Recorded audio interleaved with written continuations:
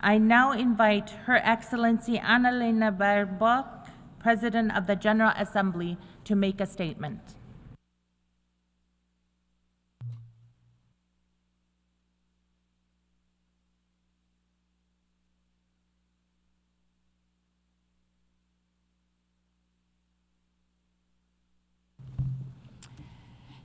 Excellencies, ladies and gentlemen, it is an honor to join you today at the 25th Forum of Indigenous Issues. And frankly speaking, on hardly any other day, we see this General Assembly hall as colorful as today, so I thank you deeply. One of the representatives here today I met 2 years ago, Annalena, founder of Filha do Combu in the rainforest near Belém, Brazil. In a small home, she used products from the rainforest to make chocolate to support mainly her family. When I visited her again this past November on the sidelines of the COP30, the climate conference, I hardly could recognize her business. It was still the same house, but her work had grown into a thriving business, reaching new markets, empowering indigenous women in her community, and scaling sustainable solutions. Through her entrepreneurship, she strengthened her community while preserving her home, the Amazonas rainforest. A clear win-win for people and the planet. I was reminded of Annalena again last week when we had the honor to listening to the singer Tikes.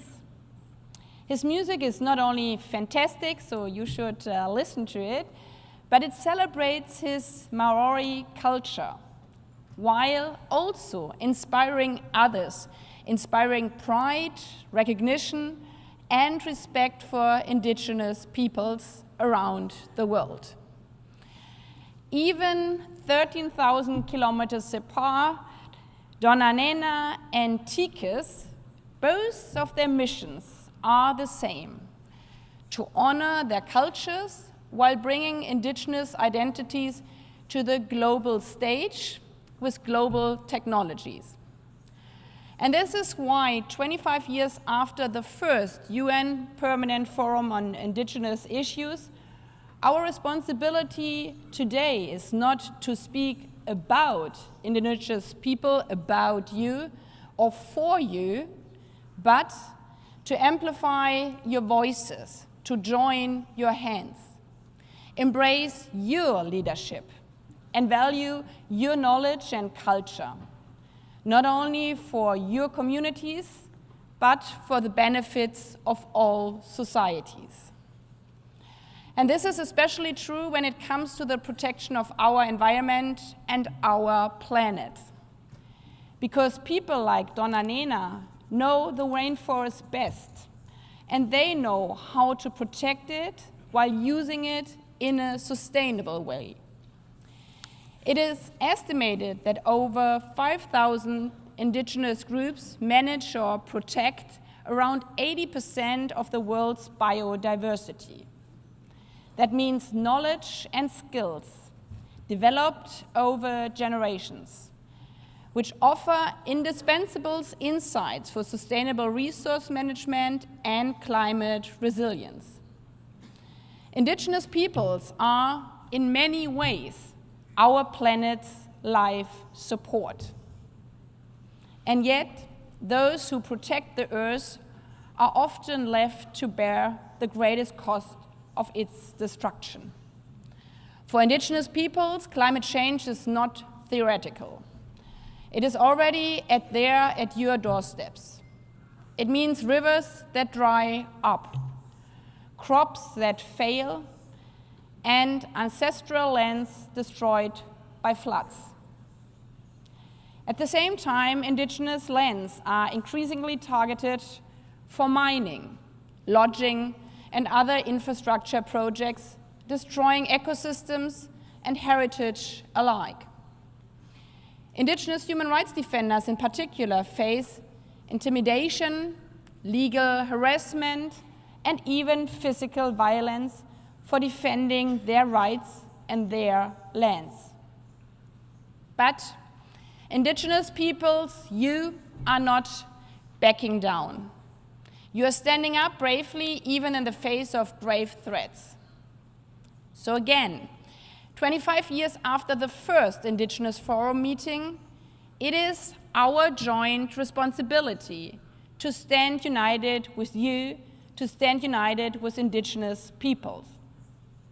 It also means harnessing new technologies, such as drones and artificial intelligence, to support Indigenous in protecting their land, defending their homes, and preserving their way of life. Yet today, more than 476 million Indigenous peoples around the world continue to face marginalization, discrimination, and economic disadvantage.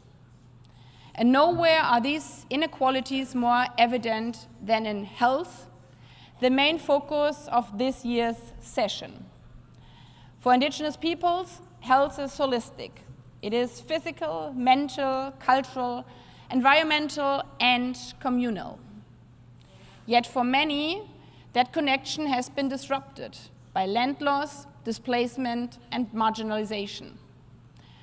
The result is stark: higher rates of illness, malnutrition, and preventable disease. And also life expectancies that can be up to 20 years shorter.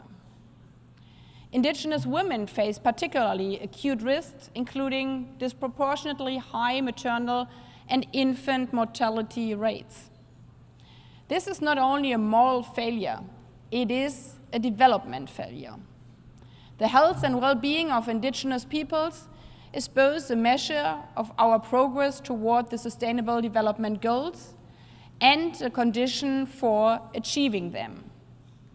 Addressing these challenges requires full respect for Indigenous peoples' rights, their knowledge, and their cultural grounded solution.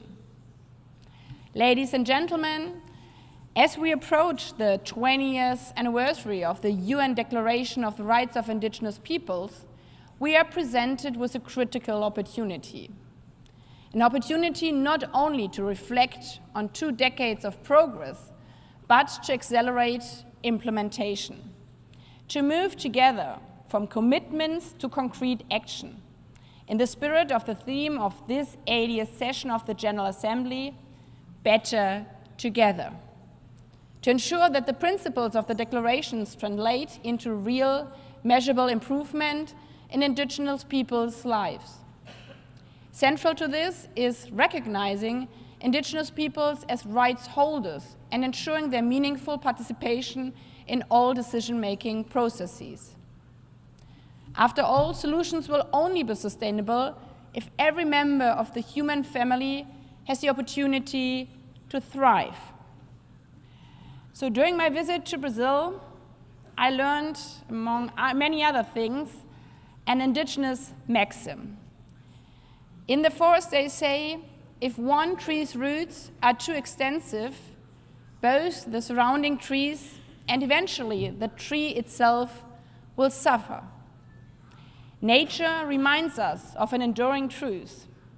Our own safety, security, and well-being are only as strong as that of our fellow human beings. Let us carry that lesson forward through the discussions in the days ahead as we work together to advance the rights, the health, the dignity of Indigenous peoples as for all peoples, in the understanding of being always better together. I thank you.